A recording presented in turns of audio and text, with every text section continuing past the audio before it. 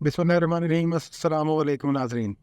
आप ठीक होंगे, खैरियत से होंगे। मुकालमा टीवी के एक नए प्रोग्राम के साथ आपकी खिदमत में हाजिर है। तो सबसे पहले तो आपको ये बताना था, यकीनन आप लोग भी परेशान होंगे और कई लोग मुस्कुरा रहे होंगे और कई लोग हंस रहे होंगे, कई लोग रो रहे होंगे कि ये जो कुछ इस्लामाबाद में सुबह से हो रहा है बल्कि कल रात से हो रहा है, तो इसके पीछे क्या कहानी है। और एक जो बज़ाहिर वो क्या कहते हैं, साफ छुपते भी नहीं, नज़र भी आते नहीं, तो तुम ही बताओ ये माजरा क्या है। तो जो हुकूमती खुफिया तरमीमें हैं, उनको किस तरीके से छुप छुपा के कभी मौलाना फजल रहमान तक पहुंचाया जा रहा है और कभी सरदार अख्तर मेंगल तक पहुंचाया जा रहा है, ताकि जो मतलूबा तादाद है उसको वो हासिल कर सकें। तो इसी पे आज छोटा सा प्रोग्राम मैं करना चाह रहा था और आपको बताना भी चाह रहा था, और कुछ हम अपने भी हम असेसमेंट्स देना चाह रहे थे आपको कि ये हो रहा क्या है। तो अभी तक तो यही कहा जा रहा है नाज़रीन के 20 से ज़्यादा ये कॉन्स्टिट्यूशनल अमेंडमेंट आईनी तरमीम है जिनको पास करवाने के लिए कोशिश की जा रही है, और ये इस कदर इनको खुफिया रखा जा रहा है कि बहुत सारी जो PMLN और पीपल्स पार्टी के बड़े बड़े अरकान हैं उनको भी नहीं पता है कि इनमें क्या है। और मतलूबा तादाद को पूरा करने के लिए, चूँकि सेनेट में आपको पता होगा कि 56 के करीब जो है वो हुकूमती अरकान की और उनके इत्तेहादियों की तादाद है, और उनको उससे ज़्यादा चाहिए बंदे, कम से कम उनको 61 चाहिए।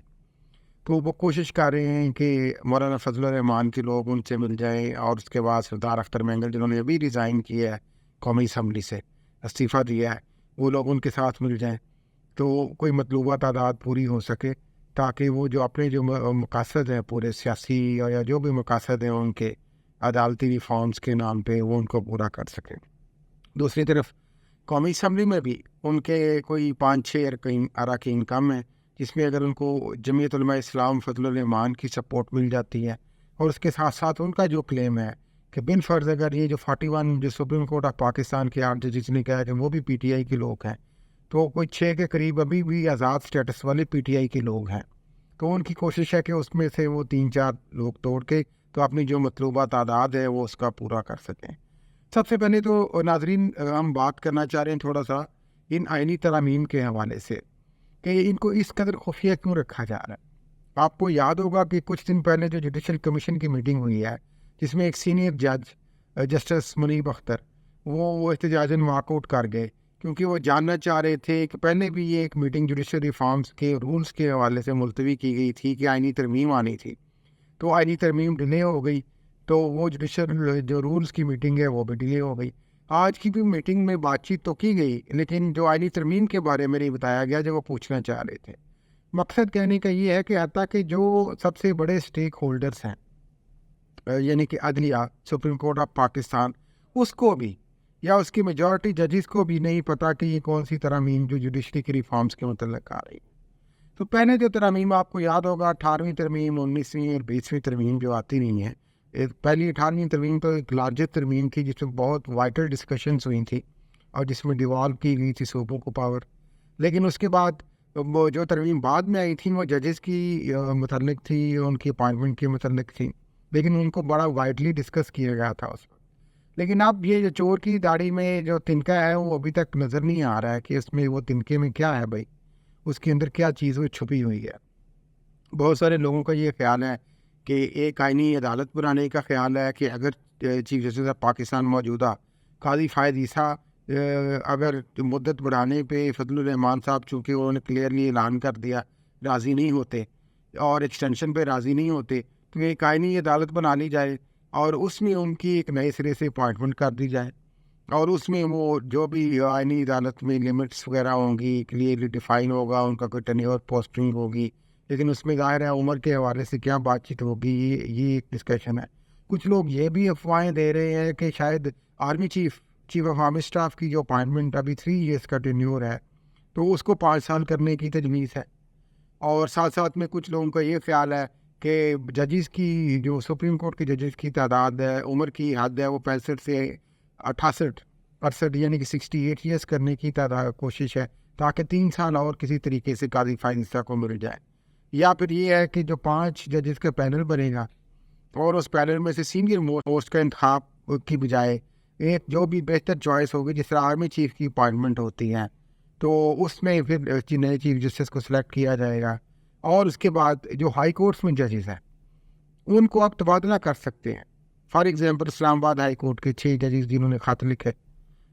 ISI کی مداخلت پہ اور ابھی تک وہ معاملہ پینڈنگ ہے،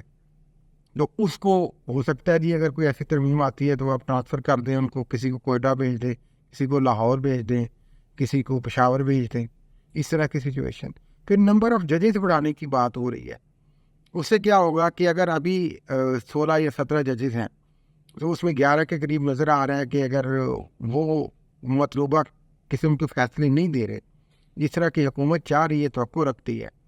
تو وہ ایسے ججز آگے نہیں آئیں گے اپوائنٹمنٹ کر کے کہ جس سے ان کی اکثریت عدالت میں شو ہو جائے. تو یہ سارا ایک طرح سے عدالتی ریفارمز کے نام پہ بہت سارے لوگ کہتے ہیں کہ عدالت کی مداخلت میں جوڈیشل انجینئرنگ ہے بیسیکلی، اور عدالت پہ ایک طرح سے ایک حملہ ہے، کس طریقے سے اس کو سیٹ کیا جائے. یہی بہت ساری جو کیمپین چل جاتی ہے جب کوئی PTI کے حق میں فیصلہ آتا ہے تو ان کو عمران دار ججز کہا جاتا ہے،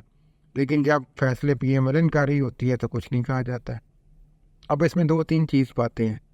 جو بڑی ضروری آپ سے کرنے والی ہیں اور سمجھنے والی ہیں. ایک تو جو کہا جا رہا ہے نا کہ قاضی فائز عیسیٰ کو لازمی سمجھا جا رہا ہے کہ ان کا ہونا بڑا ضروری ہے. وہ اگر نہیں ہو پاتا تو جو سب سے اہم اس ساری کوشش میں بات ہے وہ یہ ہے کہ جسٹس منصور علی شاہ جو سینئر موسٹ ہیں آگے، ان کا راستہ کس طریقے سے روکا جائے، کیونکہ انہوں نے فیصلہ دیا PTI کی جو مخصوص نشستوں کے حوالے سے. تو ایک اصل میں اب جو بڑا ہدف ہے، اگر قاضی فائز عیسیٰ نہیں آتے ایکسٹینشن میں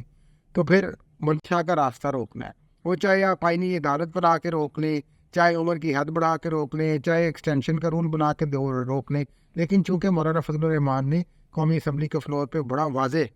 انہوں نے اعلان کیا کہ ہم کسی ایکسٹینشن کے حق میں نہیں، کسی اس طرح کی چیز کے حق میں نہیں ہے، تو ہو سکتا ہے کوئی اور طریقہ یا مجوزہ طریقہ اختیار کیا جائے. اب دوسری بات جو کی جا رہی ہے مولانا فضل الرحمان کے حوالے سے، گو کہ انہوں نے بڑی اہم تقریر کر دی ہے قومی اسمبلی کے فلور پہ، لیکن اس کے بعد مسلسل ان کی ملاقاتیں جاری ہیں، PTI سے بھی کسی حد تک جاری ہیں اور حکومت اتحاد سے بھی بیک اینڈ فورتھ میٹنگ ہو رہی ہے، تجاویز ان سے شیئر کی جا رہی ہیں، اہمیت اختیار کرنی ہے وہ. تو اس حوالے سے بہت سارے لوگوں کو خیال ہے کہ شاید مولانا فضل الرحمان جو ہے وہ حکومت کے ساتھ نہ جائیں آخر میں اگر ان کی بات نہ مانی گئی. لیکن میں آپ کو اس میں اسسمنٹ اپنی یہ دے رہا ہوں، انڈیکیشن یہ دے رہا ہوں کہ بہت زیادہ امکانات ہیں کہ جو تضامین چاہ رہے ہیں مولانا فضل الرحمان میرے طریقے سے ہوں وہ موسٹلی کر لی جائیں اور کچھ گیو اینڈ ٹیک اس پہ ہو لیا جائے. اس میں میں آپ کو جاتے تھے بڑی ایک مزیدار بات بتانا چاہ رہا ہوں جو ابھی ریسنٹلی انہوں نے کی. کسی نے ان سے پوچھا ترامیم کے حوالے سے تو انہوں نے کہا جی کہ ہم ڈسکشن کریں گے، ہم دیکھیں گے ان میں کیا ہے. اور کسی نے ان سے گورنر راج کا، بڑی امپورٹنٹ بات ہے، ان سے کسی نے گورنر راج کا سوال پوچھا کہ اگر خیبر پختونخوا میں گورنر راج، انہوں نے کہا کہ اس کی کوئی ضرورت نہیں ہے. اور ساتھ میں انہوں نے ایک بڑی دلچسپ ناظرین بات کی، انہوں نے یہ فرمایا کہ یہ بھی ہمیں دیکھنا ہے کہ کیا گورنر میں صلاحیت بھی ہے، اگر گورنر راج آتا ہے تو وہ اس چیز کو مینیج کر سکے. تو یہ ایک بہت ہی امپورٹنٹ ان کی بات تھی، اور یہ وہ بات میں اس کو اس سے جوڑتا ہوں جو یہ بات کی جا رہی ہے کہ خیبر پختونخوا میں پیپلز پارٹی نے ان کو آفر کیا ہے کہ ہم اپنا گورنر ہٹا لیں گے، آپ اپنا گورنر لے آئیں. موسٹ لائکلی لگ رہا ہے کہ ان ریفارمز کو اگر ان کے مطابق آ جاتی ہیں تو مولانا فضل الرحمان کی جماعت ایکسیپٹ کر لے گی، اور اس میں پھر صوبے کا گورنر جو ہے وہ اسٹیپ ڈاؤن ہوگا، یا نیا جو اپائنٹ ہوگا وہ JUF کا ہوگا. اور زیادہ امکان ہے کہ مولانا فضل الرحمان کا بیٹے مولانا اسد محمود جو ابھی قومی اسمبلی میں ممبر نہیں بن سکے، شکست کھا گئے، ہو سکتا ہے کہ ان کو اکاموڈیٹ وہاں پہ کیا جائے، اور اس طریقے سے JUF کا ایک ہولڈ جو ہے وہ خیبر پختونخوا پہ آ جائے گا، اسی طریقے سے جس طرح سے نگران دور میں ان کے سمٹی جب گورنر بنے تھے تو ان کا ہولڈ آیا تھا غلام علی صاحب. تو یہ ایک. دوسری طرف یہ جو مسلسل اب رابطے ہو رہے ہیں سردار اختر مینگن سے کہ ان کو منایا جائے اور کسی طریقے سے یہ ترمیم لی جائے، ابھی تک کی جو اطلاعات چل رہی ہیں اس میں تو ابھی تک کوئی کنسنسس ڈیولپ مکمل طور پہ ہوتا نظر نہیں آ رہا، نمبر گیم پوری ہوتی نظر نہیں آ رہی ہے. میں آپ کو یہ بھی بتاؤں کہ ہو سکتا ہے کہ PTI کے کچھ لوگ جو جن کو ووٹ لینے کی کوشش کر رہے ہیں، جن میں اسلم گھمن جو سیالکوٹ سے ہیں، بریگیڈیئر ریٹائرڈ، ان کا نام بھی جا رہا ہے، پچھلے دنوں وہ غائب بھی رہے کچھ دن. پھر جو ادھر سے باجوڑ سے میں نے منتخب ہوئے مبارک زیب، ان کا نام لیا جا رہا ہے. تو لیٹس سی مبارک کے پی ٹی آئی کے وہ چونکہ تھوڑے سے ناراض ہیں، تو یہ بھی ہے کہ ابھی بینک کر رہے ہیں آپ پی ٹی آئی کے ان ایم این ایس پہ جو ناراض ہیں، کیا وہ ووٹ دیں گے، کیا وہ اتنی جرت کریں گے، یہ کوشچن مارک ہے. اختر منگل کیا مان جائیں گے، کوشچن مارک ہے. لیکن سر توڑ کوشش ہے حکومت کی کہ کسی طریقے سے جو جوڈیشل مینجمنٹ ہے اس کو کیا جائے. اور اس میں جو سب سے اہم خطرہ ہے، دیکھیں دو آخری باتیں، وہ یہ ہے کہ دیکھیں اگر آپ اس طریقے سے جوڈیشل انجینئرنگ یا جوڈیشل مینجمنٹ کرتے ہیں ایک آئینی ترمیم خفیہ طریقے سے لا کے، تو اس میں آپ ججز کو بالکل بیوروکریسی کی طرح ڈیلنا کرنا شروع ہو جائیں گے. جب مرضی جس کو مرضی چاہے آپ نے چیف بنا دیا، جب مرضی جس کو مرضی چاہے آپ نے تبادلہ کر دیا، آپ کچھ نہیں ہے اس سے. تو یہ ایک سنگین صورتحال ہے. اس پہ عدلیہ کا رد عمل اگر یہ فلوٹ ہوتی ہیں اور آتی ہیں تو آئے گا. دوسری اہم بات جو حکومتی حوالے سے میں کرنا چاہتا ہوں ایز این آبزرور، کہ یہ آپ کو یاد ہوگا 190 ملین پاؤنڈ 190 ملین پاؤنڈ کا جو کیس چل رہے ہیں عمران خان کا القادر یونیورسٹی کے حوالے سے، جو لنڈن سے اماؤنٹ آئی تھی ملک ریاض کی، اور القادر یونیورسٹی کے کہتے ہیں کہ وہ ڈیل کر کے انہوں نے لی اور وہ سپریم کورٹ میں جمع ہو گئی. وہ کہا جاتا ہے کہ جناب عمران خان نے ایک خط بند لفافہ جو ہے وہ دکھا دیا گیا اور کیبنٹ میں اس کی اپروول لے لی گئی، اور اس پہ پی ایم این کی حکومت مسلسل لتا آ رہی ہے پی ٹی آئی کو. اور بدقسمتی دیکھیں اور حیرانگی یہ دیکھیں کہ آج ایسی ہی صورتحال پی ایم این خود کر رہی ہے، اور وہ ایک لفافے سے آگے جا کے ایک بہت بڑی آئینی ترمیم کر رہی ہے جس کو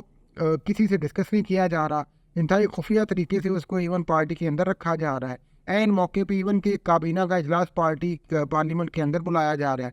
اور وہاں سے بلا کے باغم باغ ایجنڈا کو سسپینڈ کر کے یہ پیش کرنے کا ارادہ ہے خفیہ ساری جو ترامیم ہے. تو یہ خفیہ اگر عمران خان کے بعد لفافے پہ سوالات ہیں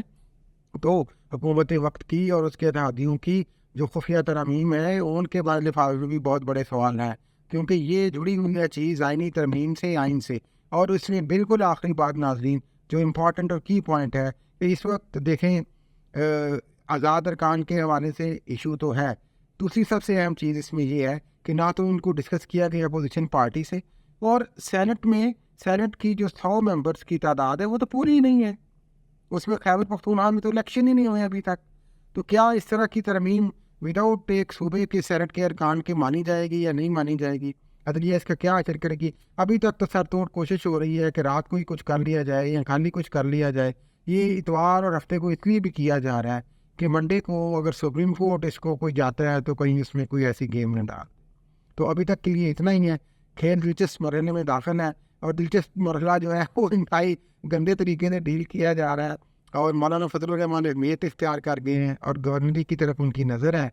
تو امید ہے اگر ان کی ڈیل ہوتی ہے تو ان کے بیٹے کے بندر ہوں گے. اجازت دیجیے، اللہ حافظ. اور اس پروگرام کو براہ کرم پلیز اس بیل آئیکن کو لگائیں اور سبسکرائب کریں ہماری باتوں کو. ہماری باتیں بہت ساری اللہ کے فضل و کرم سے صحیح ہوتی ہیں، اسیسمنٹ ہوتی ہے جرنلسٹ کی، مہتاب حیدر صاحب کی، میری. تو اگر آپ ہماری اس کاوش کو اپنی ٹلی کو ٹنگ کریں گے آپ انگلی سے تو ہمارے لیے کی حوصلہ افزائی ہوگی. تو آج کے لیے اتنا ہی، اجازت دیجیے. اللہ حافظ.